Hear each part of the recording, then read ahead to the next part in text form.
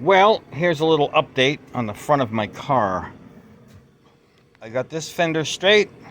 A light little skim of mud on there just to take care of any small imperfections. It's all steel. You can see right here, I pounded everything back out. It's actually in,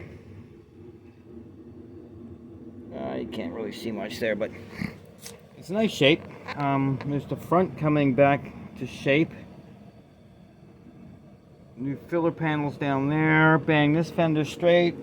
Got the hood almost straight. It's got a couple little dings in it still, but it's a far cry from what it was. I don't know if you've seen the video. You probably have. Of what it looked like after the accident.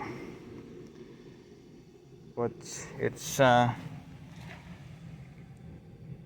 much better than it was.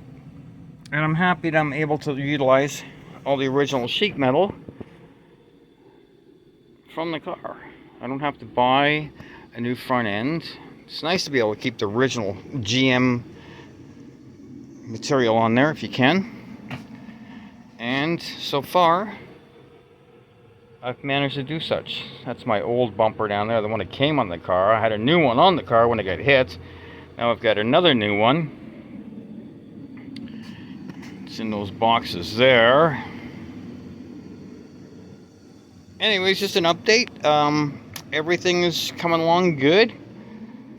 I'd like to have more time to spend on it, but we've got other things on the go.